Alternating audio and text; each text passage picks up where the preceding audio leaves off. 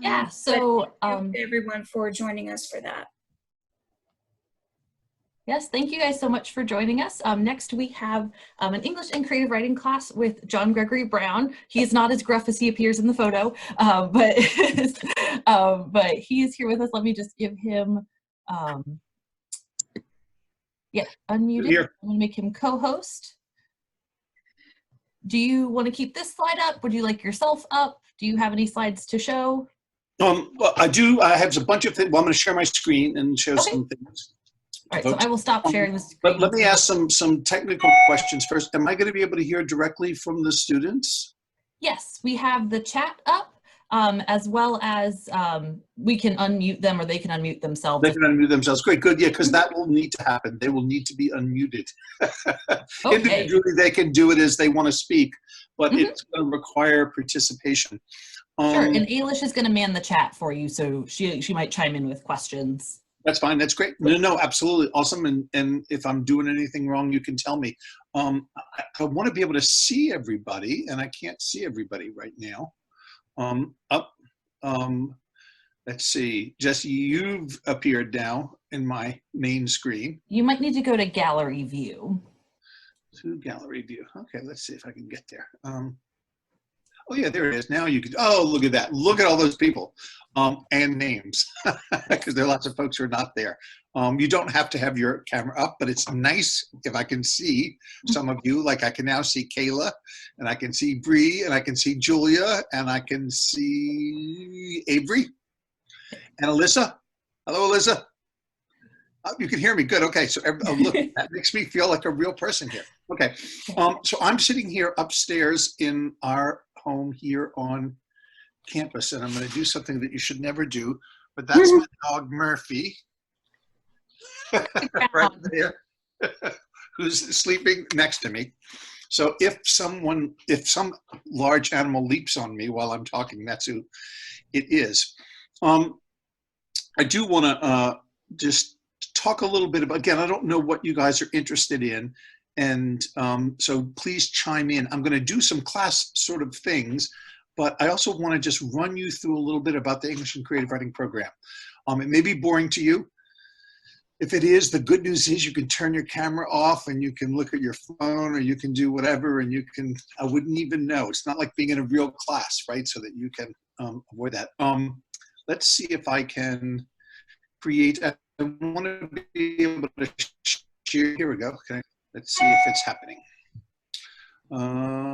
Desktop, but it says, allow Zoom to share your screen. Oh, okay. I'm having to do something. My computer just had to be rebooted, so it looks like me. Yes, okay, here you go. All right, up. Okay, will not be able to record the contents of your screen till it is quit. Well, let's see if it can show up anyway.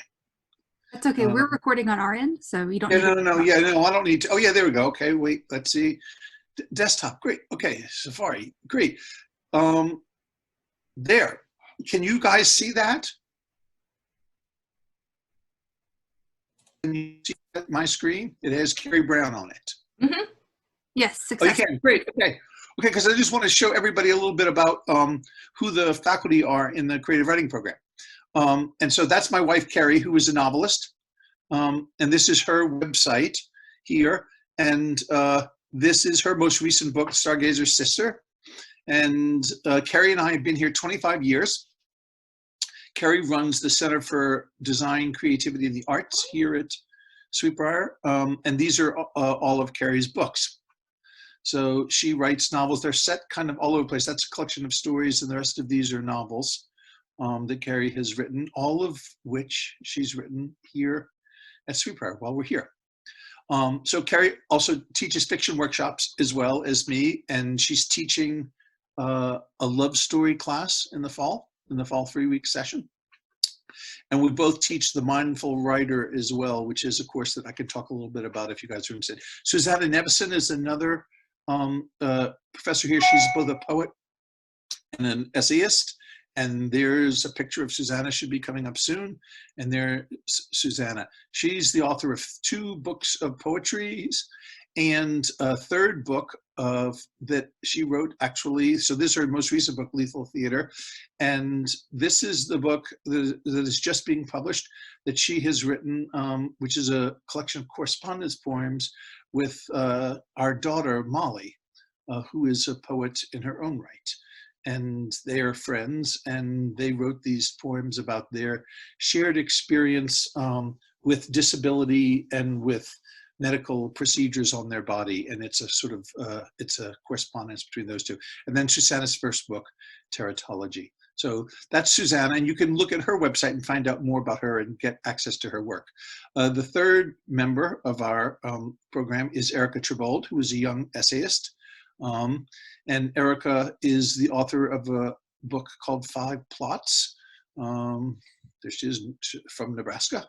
She won this lyric essay book prize. This should, I think, give us an image of her book. Yeah, there's her book right there. And then last and certainly least is me, and this is my website as well. I both make pictures, and so there's a link to the art that I make and to my books. And that's my most recent book, 1,000 Miles from Nowhere. And these are my previous novels as well. So if you're interested in English and creative writing, it's worth your while to just go look at our websites to get a sense for, and you can always email me, I can send you those links, or the admission folks can send you those links if you're interested. This I'm pulling up just because this was my course this past semester, a course called Varieties of the Fantastic and Fiction. And I use class blogs for my courses, and so the students all submit to these blogs and do various posts. One of their exercises at the end of the term was to try to create a visual representation of the fantastic in fiction. And so the students did that. But mostly this is a place in which they write analytically about the readings that they've done throughout the term. And again, that's something that I could easily send you a link to if you were interested to take a look at the sorts of types of writing the students do, and what we read, and the way our classes look like. So I hope all of that will be of some value to you. I want to pull back up Zoom. Let's see. I'm going to stop sharing my screen so I can see you. Oh, okay. So that's that. Oh, but I need to share the screen again because I need to do so. Any questions at this point before we go on?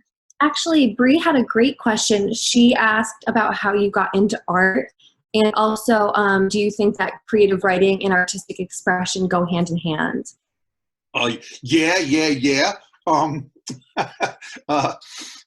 I got into, so here's how I got into art. And I hope you'll look at my pictures because it's kind of crazy thing. About 7 years ago now, I had some problems with my eyes. And I was not able to read or look at the computer, meaning write, for any period of time. And I started taking pictures with my phone. And I was kind of just walking campus and taking pictures. And because I have kind of artistic temperament, as I suspect many of you do too, the pictures started getting weirder and weirder. And then I started learning how to manipulate pictures in my camera.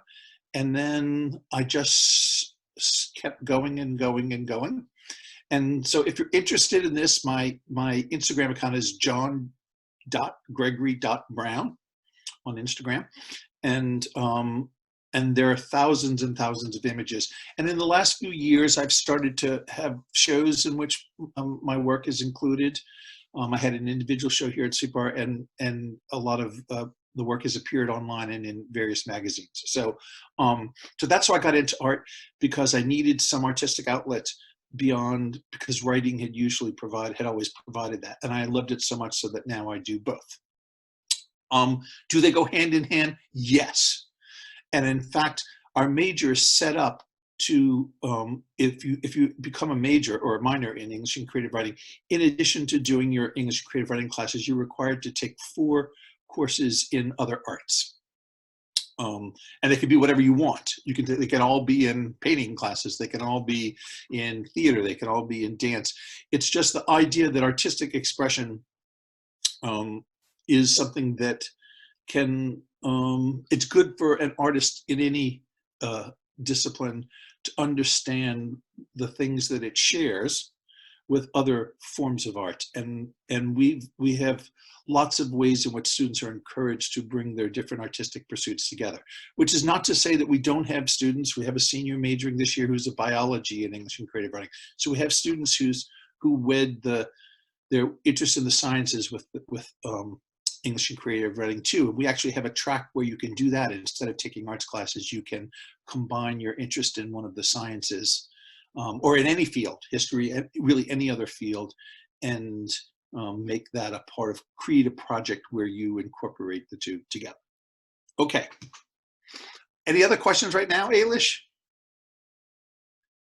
that I need to answer? I have to unmute myself first. Nope, Yeah. no questions after Breeze. You're good. Okay, okay. All right, so we're going to try, if you guys just nod a little bit so that from time to time, so I know that you can hear me. Okay, good. Look, I see nodding. I'm going to share my screen, and we're going to do this little exercise that I often do with prospective students, and I've even done it with students in my classes. And so Ailish has heard this before. So Ailish cannot answer because she knows the answers to these things, and it's a exercise that is designed to try to give you a sense of what you already understand about story and narrative, and some of it you'll understand as a result of what you studied in your English classes. But it will also be, but also we kind of, stories are part of what it means to be human, and we already have notions about that. So this is an exercise called the single sentence exercise. I'm gonna share the whiteboard so I can type on it. Oh no, I want to write text. Right. Okay, let's see. There we go. So I'm going to write a sentence up here. Here it is.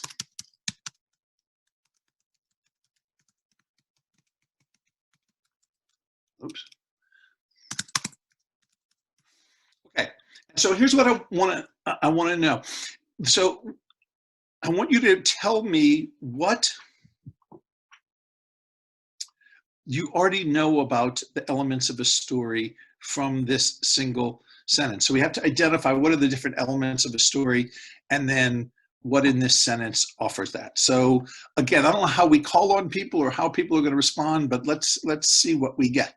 I'm interested in hearing from folks. There is a raise hand feature, so you should be able to raise your hand, students. I mean, that's fine too, or you can just speak up. So, or just chime in. Okay, so for instance, what do we know from this? Here's a, oh, somebody raised their hand. Bree. Oh, you can hear me now. Yes, you're muted. There's an object that something fell into the river, or not fell, but I threw something into the river. Okay, so okay, wait. So let's stop. Where's stories begin? The story begins. I have a teacher. I had a teacher whose name was John Barth, who said, stories are never about what happens. They're about who it happens to. Does that make sense to you? The stories are not actually about what happens. They're about who it happens to. And so the first place, the place where story begins is character. So how many characters do we have in this story already? 2. 2. Okay. And who are the characters? Me and someone else. It's you. Is this Bree still talking? Okay, Bree. So right. Okay. So we've got an I, and what do we call that in a story? The I. When we have an I. What kind of narrator is that? Anybody? I see somebody who wants to answer. She's thinking. I see her eyes. Julia says first person. Yes, it's first person, right? That's first person, point of view, right? So if a narrator is, if the person telling the story is the I in the story, I went to do this, I did that, then that's first person point of view, right? Okay, but this story wouldn't necessarily be from first person point of view, because this passage, I saw you throw something into the river, could be an example of, I can't see faces. Of what? Dialogue? Dialogue, yeah. Who said that? That was Riley. Good, awesome. Dialogue. And so this could be a third person narrator, and this is a quote from the story, right? Okay, but here's what we know we've got already. We've got two characters, right? I and you. Now, what other elements of the story do we have here? Bree started out by saying we have an object. What object is it, Bree? You're going to have to unmute yourself, Bree. Yeah, Bree, unmute yourself. Something. Something. Oh, yes. So we don't know what it is yet. So, Not knowing also what something is. What do we call that in a story? Inanimate object? Oh, well, no, it could be a baby though, right?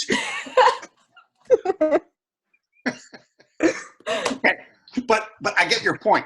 But what do we call? Well, we don't know what something is in a story. What is that? Something we don't know about? Yeah, what is that? Wouldn't that be like something that's like a mystery? Yeah. A question, right? Like, what? Don't you want to know if somebody says, "I saw you throw something into the river"? What do you want to know? What is that thing? It's a body? Oh. Or why they threw it into the river. Oh, that's something else. That's motivation, right? So we have both. We have what might be called suspense, or Alyssa just said that in the chat. Yeah. What's that? Alyssa just said the suspense. Good work, Alyssa, whoever you are. Good work. Yes. Okay. So look at, we got a bunch of things already. And we have character, we have point of view, we have character, we have an object that is unknown. So we have an element of the story that is unknown, that is to be revealed, right? Okay. What else do we have? Think about your English teacher talking to you. Riley earlier said we have setting because we know We so do have setting. What is the setting that we have? Somewhere by a river? Well, a river. Yes, there's a river there. So we have a river. So we have character. We have point of view. We have an object, and then we have a setting. Is the object that was thrown into the river important? Maybe. We don't know. Okay. Well, who said that? Bree. Bree. What makes you think it might be important? Because the sentence was written about the thing that was thrown into the river. Right. Because it's actually there. So as soon as something shows up in a story, it begins to take on some kind of resonance, right? Like, ooh, that's what is that thing? It must be important. And when an object is important and it has a meaning beyond its normal meaning, what do we call that? What's the word we have for that? Begins with an S, ends with an L. Symbol? Symbol. You guys other people better unmute themselves, because whoever it is jumping the gun and nobody's getting anything. Okay, so now we've got point of view, character, setting, symbol. And Damaris in the chat also said that we have a conflict between two characters. Oh my God, who said that? Damaris. She's so smart, whoever she is. Can she tell us about the conflict, how she got that? Can she unmute herself? I'm gonna Hi. How do you know there's a conflict? Because it seems like dialogue, and it seems like one character is asking another character, like, what did you throw? So almost like interrogating, almost. That's so great. So in fact, that's the other thing we have in the story. We have voice and tone, right? And you're assuming that this is not just, hey, I saw you throw something into the river, like it doesn't mean anything. What you assume is, like this person was saying, I saw you throw something into the river. And that creates a kind of tension, which is which we call conflict in a story, which is what drives the story forward, right? Okay. can I list again what we've got? We've got point of view, we've got character, we've got a symbol, potentially, we've got conflict. Oh my God. Is there anything else that we haven't mentioned just from this one sentence? Is there anything else? I saw you throw something into the river. No? All right, well, that's fine. That's pretty good. Let's do another one. Okay, how do I erase this? Get rid of this. Or just keep going. Let's just do another one. Okay, we're going to do another one. We'll just put it up here. Okay.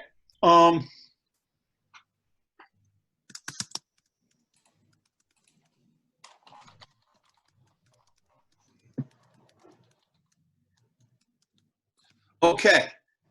They found the old house just after sunset. We may not have some elements in this that we had in the other one, and we may have some other things, but we'll see. And we have some differences. Somebody who hasn't talked, tell me, what do you see in this one? What do we have in this one? Hi. Who's that? Michaela. Hi, Michaela. So what do we got in this? We have a time frame. They found, what do you mean a time frame? We know when it happened because it says just after sunset. Ah, nice, nice. But we even have more about time than that. And what else do we have time-wise here? How old the house is? Well, okay, well, the house is old. That's something different, but you're right. We got that. Alyssa in the chat just said that found is past tense. So that is indeed past tense. And so what's important about that, chat person? What's the difference? Why does it matter that that's past tense? Because it means that it already happened. So like they could be alive. Maybe there's something in the house. Okay. And we're accustomed, you're right. And we're accustomed to that as storytelling mode, right? Past tense is pretty typical of that. We didn't point that out. The other one, I saw you throw something into the river. Something happened prior to that moment, right, in time. Here, they found the whole house at the sunset. It's told in the past tense. And what's the difference between telling something in past tense and telling something in present tense? When you tell it in past tense, is it more like a narration? It does sound, it is absolutely, it sounds like that. And what is possible in the past tense that's not possible in the present tense? You might have more information for the story around it. Oh my God, yes. Okay, so that's perspective, right? Present tense, when something is happening, like this class is happening right now, you only have your immediate response to it. Like, this guy teaching this class is a lunatic and I'm not sure about him. That's all like the stuff you have immediately. In the past tense, though, it's all happened. And so you have a perspective on it. So for instance, how you felt about being 5 years old when you were 5 years old is very different from how you feel about being 5 years old now, right? And that seems like so obvious, and yet in fiction, in literature, perspective, what a character knows about himself, herself, her history, what has already happened. And this is actually really important, not just in third person, and this sounds like a sentence from the third person narrator, right? A narrator outside the story. But in first person, it's incredibly important. Because if you say, if you write about something that happened to a character when that character was 12 years old, and you tell it from the point of view of that character, how that character, the language that character uses, how she understands what happened to her, the perspective she has on it is very different, right? If it's a 12-year-old saying, this morning, Jenny came over to my house and told me she was never speaking to me again, right? That's very, very different from the perspective of when I was 12, my best friend Jenny came over and told me that she didn't want to be friends with me anymore. Does everybody get the way those two perspectives are so different? And again, this may seem like a really obvious thing, but it's so important. Anyway, so time here, the perspective of the narrator, whether it's a third or first person, and then obviously the time in what's being reported, which is of course also part of setting. Okay, what else do we have here?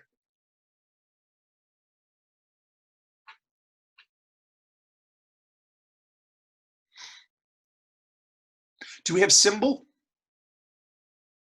And what the hell is a symbol anyway?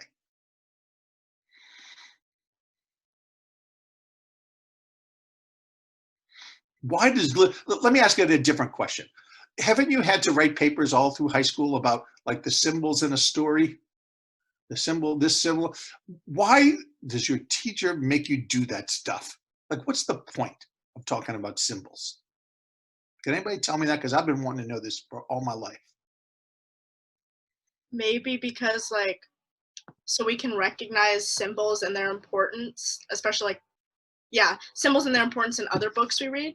Yeah, okay, yeah, but that's like a stupid thing, right? Like how many times are you like walking around in the world and somebody says, hey, would you recognize a symbol for me? Right, that doesn't seem like a really particularly practical skill, right? I mean, just to be able to do something in order to be able to do it doesn't make any sense. I mean, it's true, if you're interested in skiing and you want to learn to do like backflips, I guess practicing backflips is important. But I don't really, what's the point of symbols? Yes, you're raising your hand. I can see you, whoever you are. Talk to me.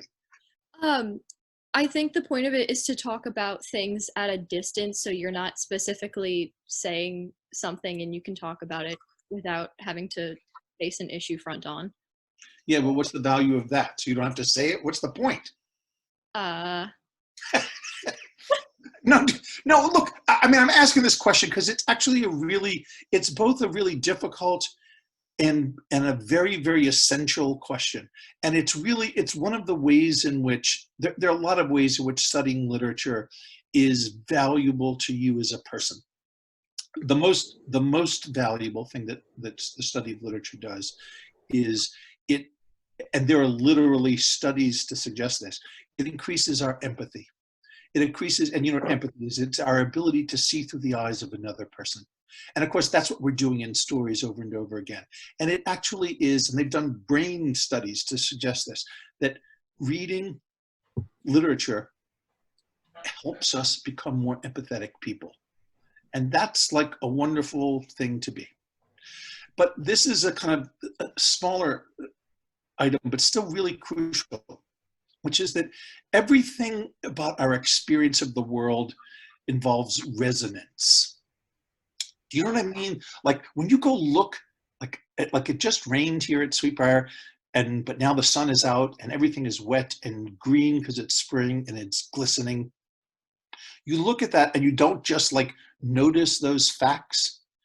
They have a kind of emotional content to it, a feeling. It might be beauty. It might be reminding you of another point in time. It might be summoning all kinds of good feelings. That kind of resonance of the world. And everybody has that. If you look around your house right now and you look on the walls around you, you will see things that mean more to you than what they actually are, right? Like some crappy drawing you made when you were 7 that your mother has put up on the wall. Your mother has put that there not because it's a work of genius. You do understand this, right? It's not because it's a work of genius. I mean, maybe it is. But the reason it's there is because, well, she loves you. And because she takes great delight in the things that you made, and she understands who you were at that point in time. So that picture isn't just the quality of that picture, right? It's everything that picture contains, everything that it suggests. And that's actually what a symbol is in literature. A symbol is an effort to recreate through images, through objects, through certain details, that experience of resonance, of something meaning more than just the apple on the table, right?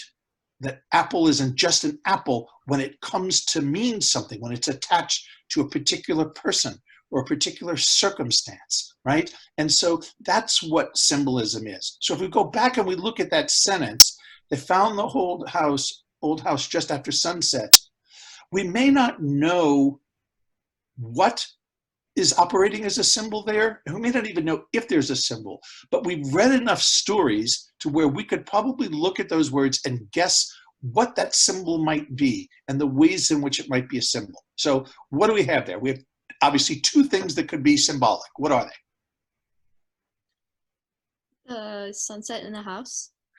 Right, the sunset in the house. Right, okay, so imagine the house being symbolic of something. What would you imagine it being symbolic of? Okay, well, look, we have clues here. They found the old house. Were they looking for the old house? Yes. They didn't just like stumble upon the old house. They found the old house. They found it, which means they maybe were looking for it, which means the old house means something to them, which means that old house belonged to who? Their grandparents. Their grandparents. Oh my God, of course, that's what everybody says, right? Their grandparents, right? Yeah, their grandparents. They found the old house, but their grandparents died a number of years ago, and no one's been back there. And now they're going back there. So the old house doesn't just mean, hey, look, there's a rundown old house. Old house in that scenario means a place that is important in my family, that is going to connect me somehow to something that happened in the past, right? Okay, so that's it. And we can imagine there could be other things about the old house. The old house could be where that crazy meth addict lived, and they're going and they're going to try to find him, and they think something, right? I mean, it can mean all kinds of other things. Okay, what about the sunset? It could mean like a passing of ages or something, like the passing of time. Like it's the sun is going down on old experiences, creating new ones, or giving way to a different experience. Awesome. And what you're doing there is you're thinking about what we call an archetype. Does everybody know, or does anybody know what an archetype is? No? So an archetype is a symbolic meaning of something that's not dependent on the particular circumstance, but that is a kind of shared understanding of what something might symbolize and mean. So if we say, if I ask you, water, like water is what are the meanings of the resonances of water? Life. Life. Did somebody say life? Yeah, it was me. It was you. Who was who?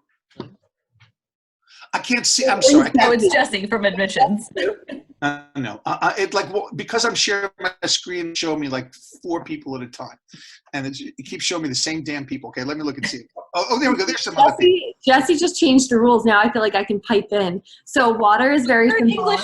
You majored in English, Ailish. No, okay, but this is different. So water is very symbolic of like cleansing. So if you're purity, life, cleansing, we have all these meanings attached to water that are like large cultural meanings rather than just specific meanings. And that's the difference between a symbol in a story which achieves its meaning in the context of that individual story and an archetype, right? Okay, let's do one more, and then we'll see what questions people have and everything like that. Okay, here, I like this one.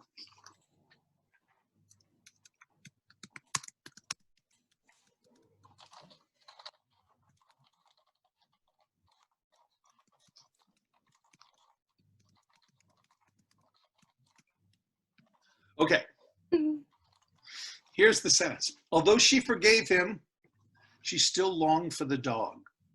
Oh. Okay, so tell me what you know here. Well, we know Jamie, there's raise your hand. Where's Jamie? I just unmuted her. Jamie, you should be. I raised my hand because I realized we have about 3 subjects in this sentence.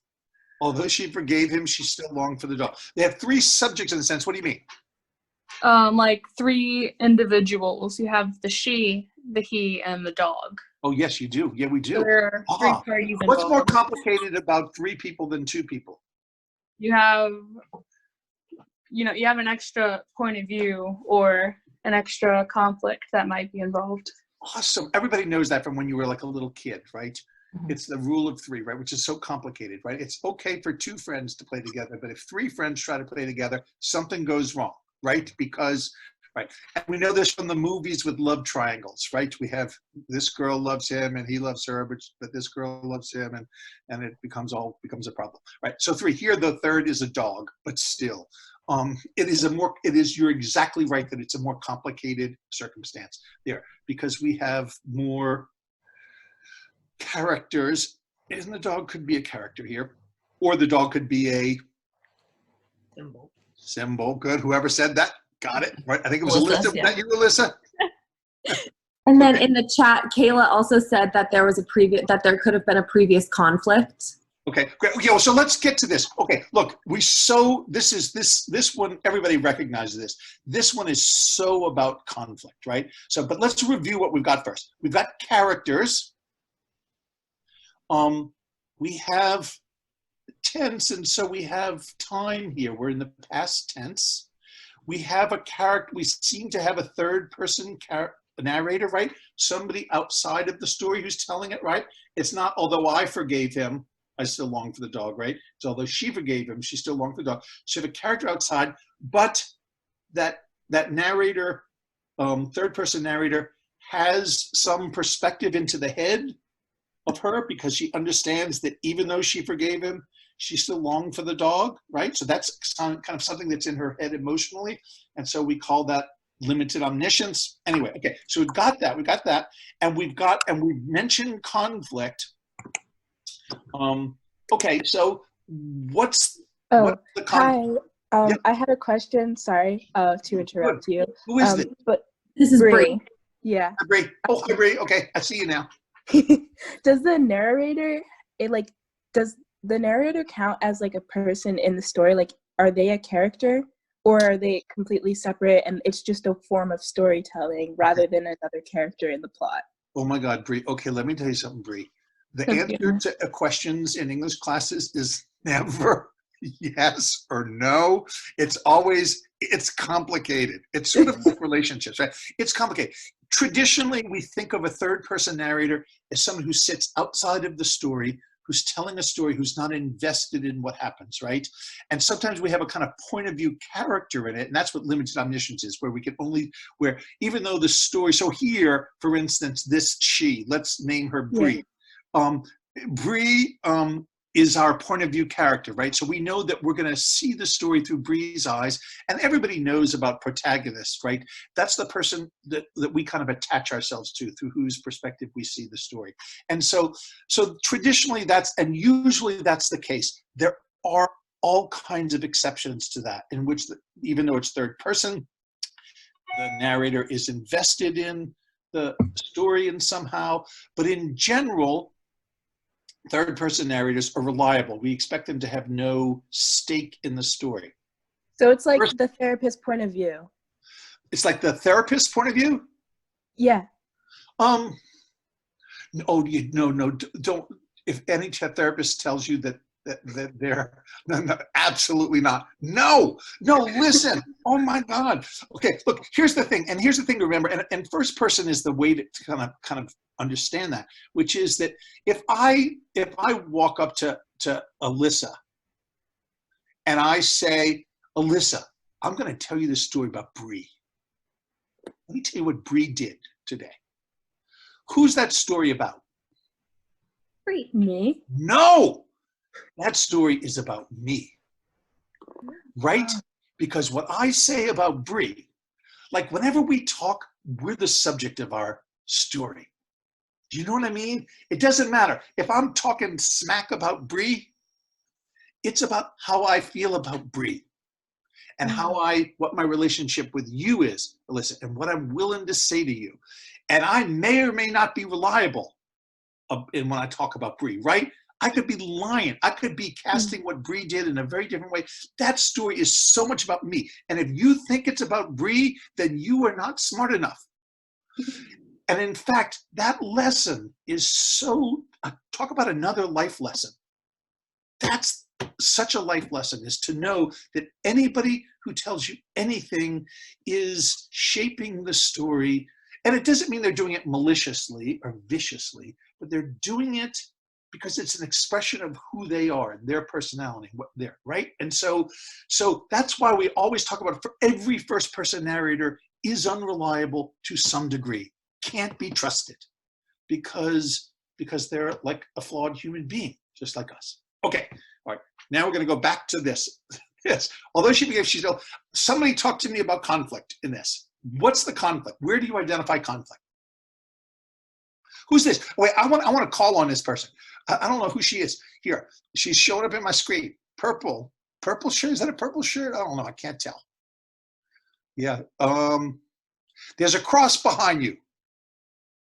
Michaela. Yeah. Who's that? Hi, it's Michaela. Hi, Michaela. Michaela, what's the conflict here? You can see conflict in the world, although, because it brings like a caveat. Oh, yes. Come to Sweet Briar. Take my class. Okay. Because that's a caveat, right? That's right. That although is like complication. The moment we say although, we've got conflict, right? Because it's, as you say, it's a caveat. It's yes, this, but that. Okay, good. What else suggests conflict? What does caveat mean again? I don't know. A caveat is a qualifier, is to say, I love hot dogs. However, I'm trying not to eat junk food.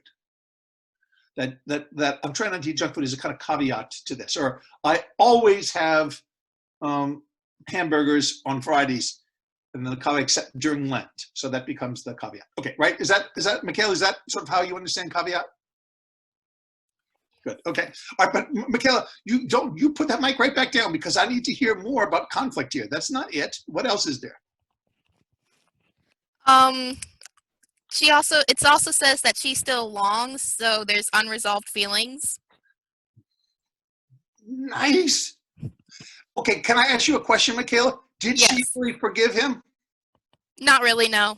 Okay, isn't that amazing that we know that? Meaning we know something the language didn't say. Although she forgave him, she still longed for the dog. And I'm thinking, you did not completely forgive him.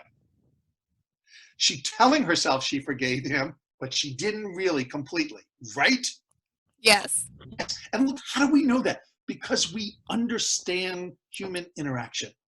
And that understanding of human interaction and its complications and complexity is what literature is all about. And so we've got this web of emotions from her. She likes him, presumably, right? And who is this him? Who is this guy anyway? We don't know. We don't know, but do we have any feelings about this? Her brother. Okay, could be her brother. Could be, who else? She could be in a relationship with him. It could be a boyfriend. Okay, who else could it be?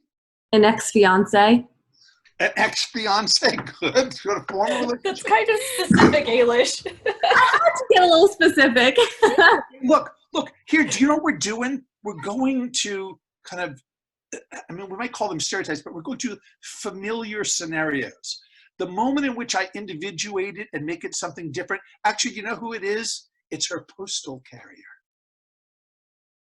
Oh. So what happened? What happened? I have an idea. Who has that idea? Hi, I'm Riley. Okay, good. Tell me, what is your idea? So my idea, I think, so let's say you said postal carrier, right? I did, Riley. Thank you. Okay. Yes. Let's say the dog got a little bit aggressive, bit the guy, and he's like, well, this dog has to be put down. She's like, all right, guess that's the law. Because I think it's actually a federal offense if a dog bites. Anyway, so dog bites the guy. He's like, well, dog's got to be put down. And then she's like, I really miss my dog. Awesome. See, do you hear? But then why would the guy need to be forgiven though if the dog bit? Why? Why would he? Who said that? Yeah, I want to know. Why would he need to be forgiven? Why might she forgive him? He didn't have to tell. Well, because you don't know this yet, because you haven't read the story. But this postal carrier is her brother's best friend from high school. Bum, bum, bum.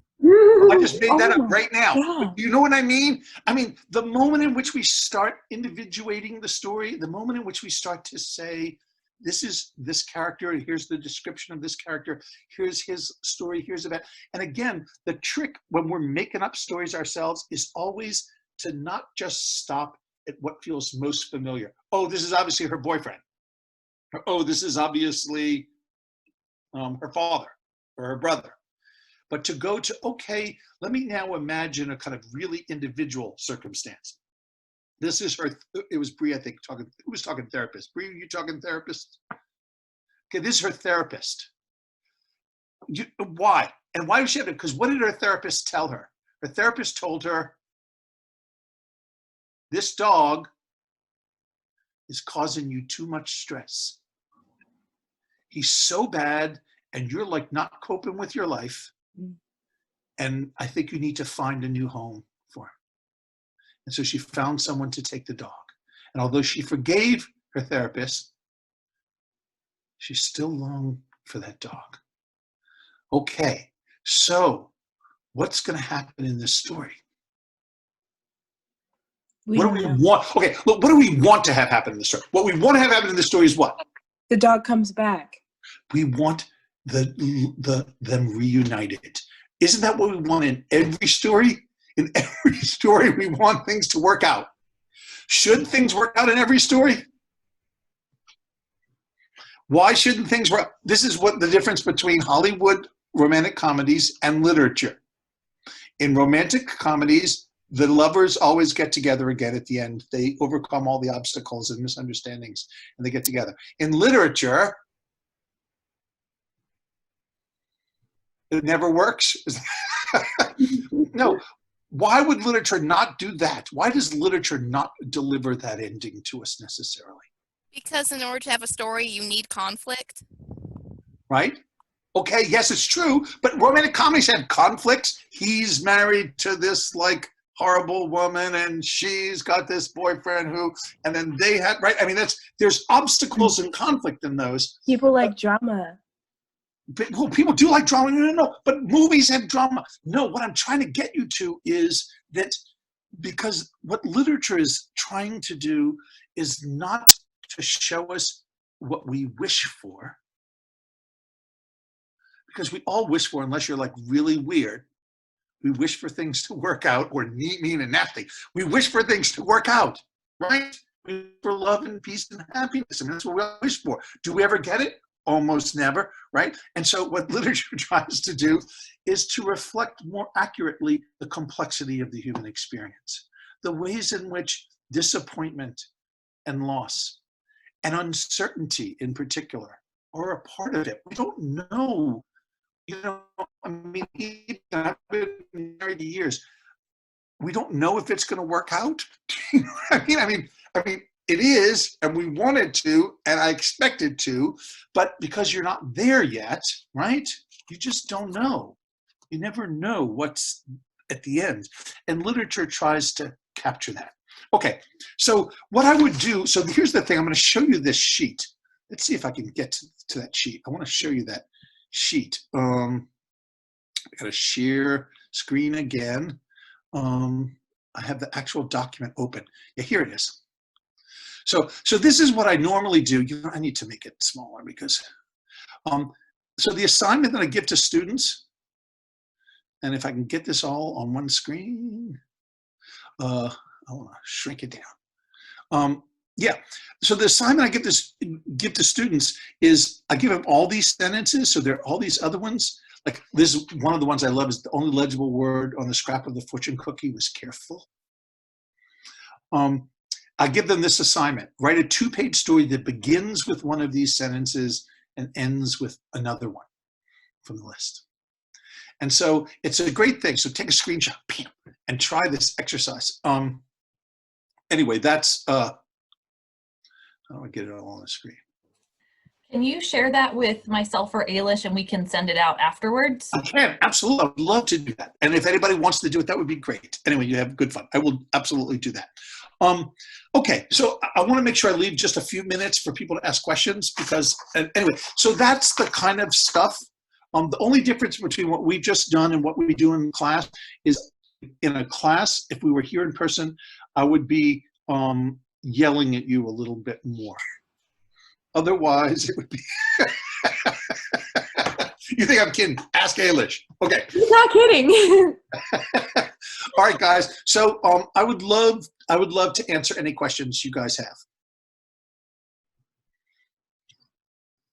No questions? Come on. Somebody's got to ask me a question.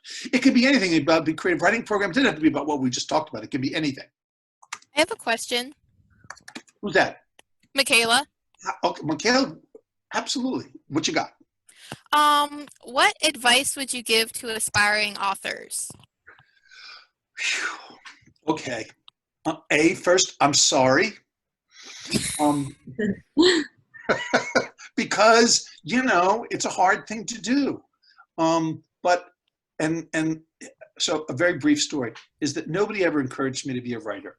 I did it because I wanted to do it. And that's why you should do it.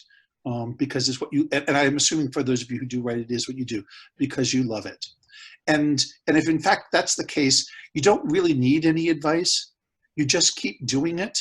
You just do it. Read as much as you can, write as much as you can, but those are the things that you would do anyway. I published my first novel when I was 34 years old, and I was considered a young writer. Think about how many years you have between now and then. There's a reason that we don't have any real writer prodigies. We have like people who play chess and they're 7 years old and they're brilliant. We have people who play the violin and they're 5 and they're like amazing and they put videos on YouTube. We don't really have any like 9-year-old writers because writing literature takes kind of the experience of the world. And so be both patient with yourself and understanding of yourself, but also just stick with it because there's a kind of growth process that happens. And don't be in a rush to have your work out there in the world. The great thing about college and studying this in college, as it is when you go to graduate school, is that you get an audience for yourself. You have others who like what you like and who are interested and who want to share and read. You want to read their work, they want to read your work. That's the most amazing thing. So finding your community is an amazing thing to do. So, but beyond that, I don't really have any other advice. I mean, that's the advice. Thank you. You're welcome. Would you give similar advice to get out of writer's block? That was something in the chat. The writer's block thing is the weirdest thing about writer's block is that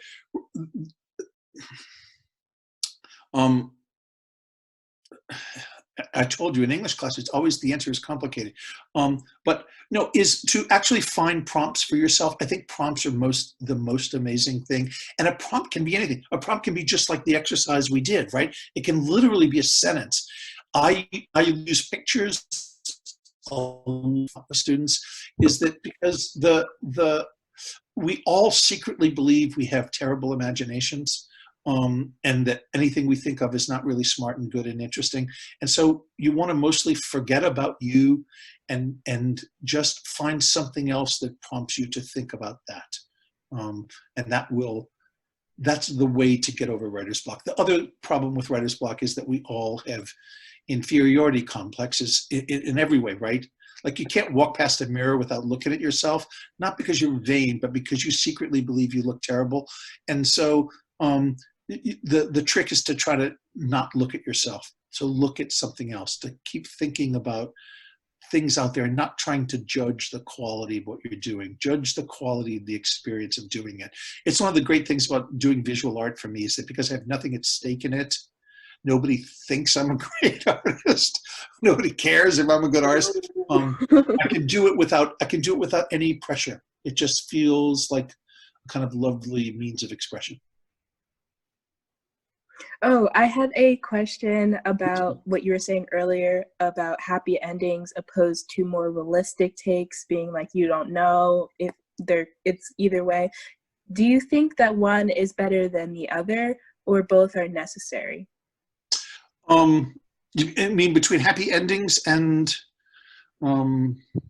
non-happy endings? Yeah. Endings. I think you find, stories are only a little piece of the human experience, right? The thing that a great writer does is persuades us that those characters exist both before we come across them and then after we come across them, right? And the period that we get. And that period doesn't always have to be a period that is completely resolved. And in fact, our lives, so, you know, I've resolved in my nearly 60 years, I've resolved many of my various mental health questions throughout my life, right? But I haven't resolved them all. And so our lives are never kind of complete until they are. And so it's, again, art's effort is not to get it either one or the other. We're not trying to make something that puts a particular spin on it. We're trying to convey something that feels true. And again, what we're really trying to do is to find beauty in the human experience. And the truth is that sadness and loss and grief are among the most beautiful components of the human experience, as difficult as they are. I always say to my students, we don't write about joy because nobody walks around going, I'm so happy, why am I so happy? When you're happy, you're happy. When you're worried, when you're lonely, when you're sad, when you have a conflict, when you're uncertain, those are the moments in which that literature helps to investigate and explore. So sorry to interrupt. No, that's fine, Alice, go ahead. I actually just got another question. Someone was wondering if you could talk about what some of your recent graduates are doing, because there are some parents that are listening in and that might be helpful. I so can. So there's some various paths, and they're so varied. I mean, it's one of the things that learning to communicate, learning to understand subtlety and complexity and experience is a trait that is valuable. And if there are parents listening, they can talk about their workplaces and the ways in which understanding human dynamics is important no matter what they do. And so we have lots of, but there are paths that many of our students, because they're good writers, they often work for organizations in which they are asked to communicate in some form or another. Working for nonprofits, putting together newsletters, doing that. Many have become teachers. Many go on to graduate school in creative writing. Erin, boy, it's going right out of my head right now. From my class? Erin Snyder. Oh, I'm so sorry. Oh, Snyder, yes. Erin Snyder is leaving to go to George Mason University to do their graduate program in creative writing. We've had many, many students do graduate programs in creative writing. We have lawyers, we have teachers, we have a CNN news editor. We have, again, lots of, especially because of our we have lots of folks who go work for nonprofit organizations. They're doing that sort of work. But there really is no one set path for our majors, which sounds bad, but it's actually really wonderful because it means that there's so many options open to those who know how to write and communicate. All right.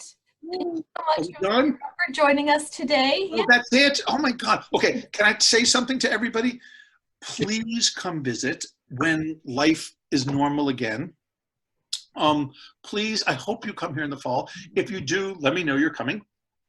I didn't get a chance to talk about our Mindful Writer course where the students read the New Yorker. That's something it's really worth finding more about. Are all of these people seniors? I think almost all of them are, and most of them have. Okay, great, awesome. All right, so you're like making your life choices. Okay, I'm sorry. Okay, this is a difficult time to make your life choices. But anyway, and once we are back, and the thing, especially if you're not a senior, one of the things that's most meaningful is to get to do what you haven't been able to do, which is to come sit here in our classrooms and be part of that environment, having those conversations, because that's the most. It's both the thing I love most. I think it's what the students love most. And I'm so sorry that you're going through this extraordinary time right now. And I know it's not easy for anybody. So and I could talk more about that too, but we don't have time. So enjoy the rest of your virtual weird visit, and do feel free to email me, and I promise I'll answer. And I hope I'll see you all in 6 feet away. Anyway, thank you guys. Thanks so much. Bye-bye. Thank you.